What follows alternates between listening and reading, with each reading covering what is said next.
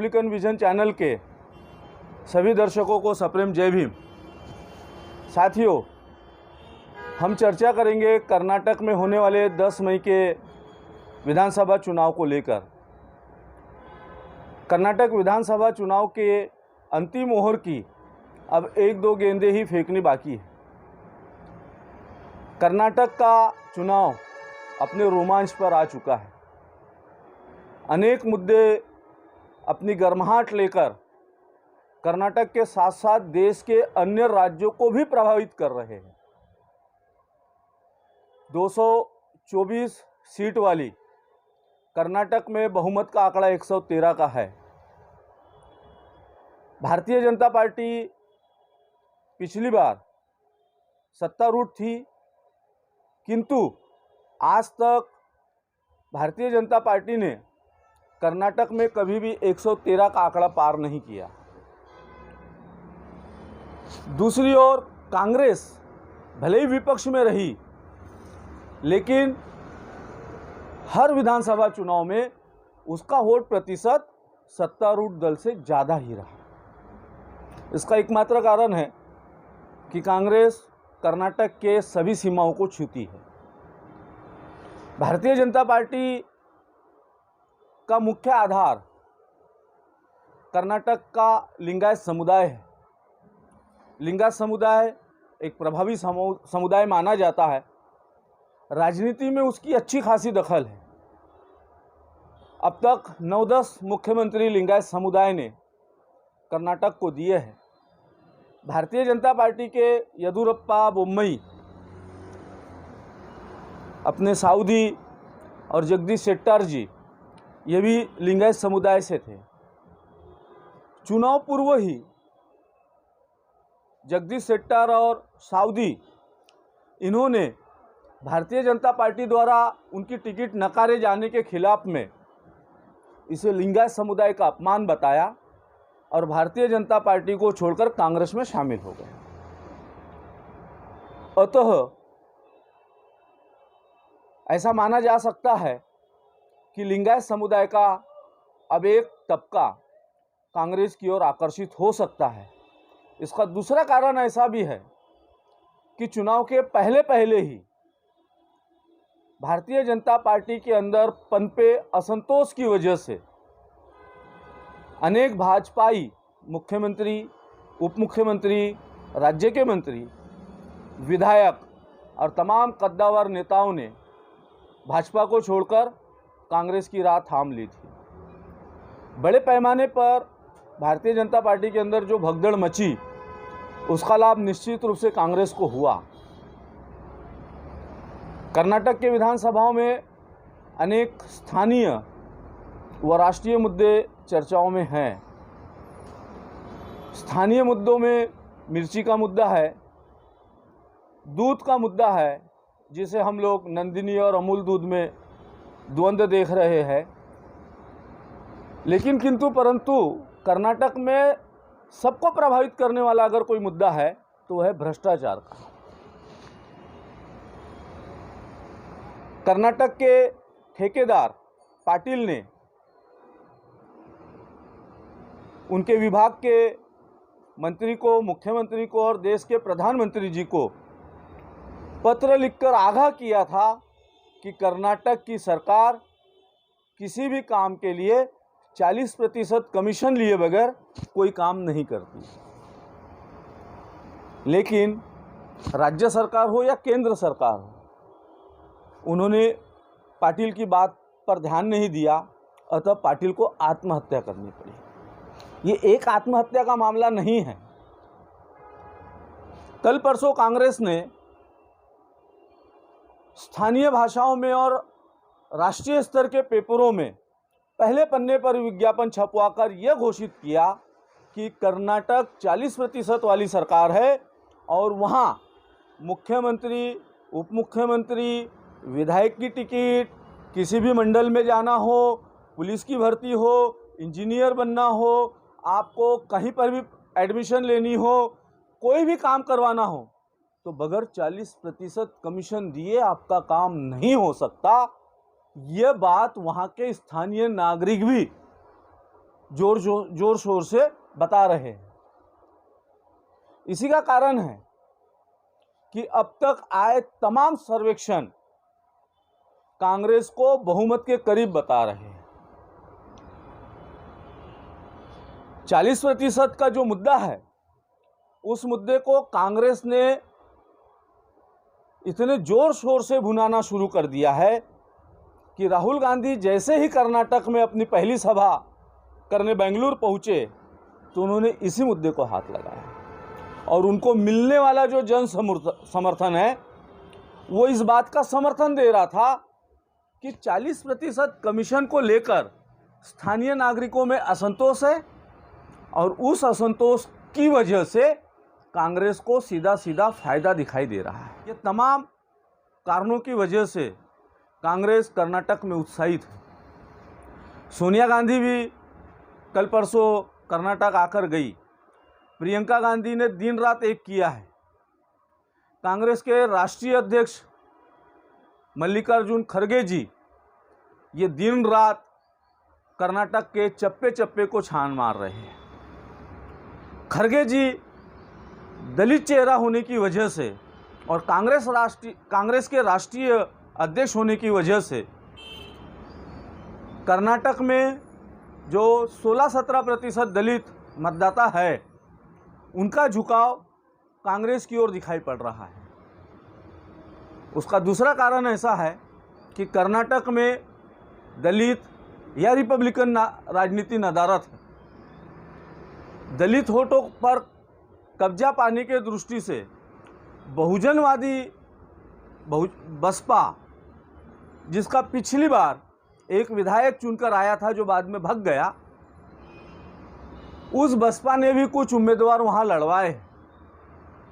लेकिन स्थानीय लोगों का कहना है कि बसपा अधिकतर सीटों पर मुस्लिम कैंडिडेट देकर उसका प्रचार उतने जोर शोर से नहीं करती और 10-15 हज़ार वोट काटकर धर्मनिरपेक्ष या सेकुलर दलों को घाटा पहुंचाने का काम करती है। अतः दलित मतदाताओं के पास कांग्रेस एकमात्र विकल्प है। भारतीय जनता पार्टी की धार्मिक ध्रुवीकरण की नीति की वजह से वहाँ का जो 12-13% मुस्लिम समुदाय है वो खुलकर कांग्रेस के पक्ष में दिखाई दे रहा है। आप लोगों को याद होगा पिछले वर्ष टीपू सुल्तान की जयंती पर कर्नाटक में बड़ा हंगामा हुआ। कर्नाटक में पढ़ने वाली लड़कियों के हिजाब के मुद्दे को लेकर पूरे देश भर में चर्चाओं का दौर चला। इन तमाम मुद्दों के आधार पर मुस्लिम समुदाय साफ साफ कांग्रेस की ओर दिखाई पड़ रहा है। पहली बार ऐसा हो रहा है कि कांग्रेस अपने पिच पर भारतीय जनता पार्टी को खेलने पे मजबूर कर रही है। प्रधानमंत्री नरेंद्र मोदी जी के रैली की वजह से हमेशा भाजपा को लाभ होता हुआ दिखाई देता पड़ता है, किंतु परंतु इस बार कर्नाटक में हम लोग देख रहे हैं कि प्रधानमंत्री जी अपनी सभाओं में अपने पिछले 4 वर्षों के कार्यकलापों की चर्चा करने की अपेक्षा कांग्रेस ने क्या क्या गलती की इस पर ज्यादा बोल रहे हैं। मुझे 91 बार गालियां दी गई, उनके पास 91 बार की गालियों की लिस्ट तैयार है और प्रियंका पूछती है कि आम जनता की समस्याओं की लिस्ट कहां है। ये तमाम घटनाएं ये महसूस करा रही है कि कर्नाटक में भारतीय जनता पार्टी बैकफुट पे है। साथियों, दोनों राजनीतिक दलों की चर्चा के अलावा हम एक बात भूल जाते हैं कि कर्नाटक में किंग मेकर राजनीतिक दल के रूप में जेडीएस बहुत प्रभावशाली है। जिस तरीके से लिंगायत के बाद कर्नाटक में ओग्गालिका समुदाय अपना प्रभाव रखता है राजनीति में, उसी तरीके से जेडीएस भी मैसूर और अनेक क्षेत्रों में इतनी मजबूती से खड़ी दिखाई देती है कि उसके सामने में कांग्रेस और बीजेपी को दूसरे और तीसरे नंबर पर लड़ने की परिस्थिति खड़ी होती है। जेडीएस हमेशा 20 से 35-40 सीटों तक विधानसभा में अपने विधायक चुनकर भेजती है। जब जब कर्नाटक में हंग विधानसभा की परिस्थिति आती है,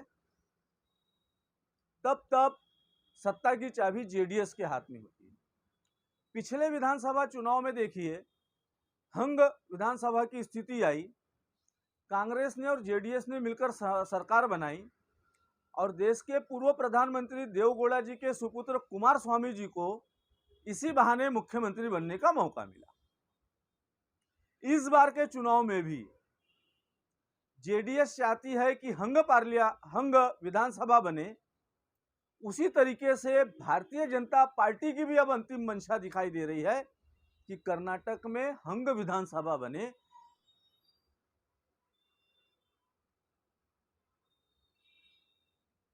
कांग्रेस, भाजपा, जेडीएस की इस लड़ाई में वहां की आम जनता क्या सोच रही है, इसकी था पाना इसलिए भी मुश्किल महसूस हो रहा है कि वहां कन्नड़ भाषा को प्रमुखता से बोला जाता है। भाषा को समझने में कठिनाई आने से स्थानीय जनता की मन की थाह लेना थोड़ा सा मुश्किल दिखाई देता है। लेकिन वहाँ काम करने वाले जितने भी पत्रकार, राजनीतिक विश्लेषक, लेखक, साहित्यिक, इन नेता, इन लोगों से चर्चा करने के बाद महसूस हो रहा है कि हवा कांग्रेस की ओर बह रही है। इस खतरे को भारतीय जनता पार्टी पहचान चुकी है। जैसे ही कांग्रेस का घोषणा पत्र आया, भारतीय जनता पार्टी ने कांग्रेस के घोषणा पत्र में से एक मुद्दा उठाया, जहां कांग्रेस ने यह दावा किया था कि अगर कांग्रेस की सरकार कर्नाटक में बनती है तो पीडी बजरंग दल जैसे संगठनों पर पाबंदी लगाने का प्रयास वो करेगी। भाजपा को मुद्दा मिला, उन्होंने बजरंग दल को बजरंग बली के साथ जोड़कर इस मुद्दे को बड़े पैमाने पर धार्मिक ध्रुवीकरण करने का प्रयास किया।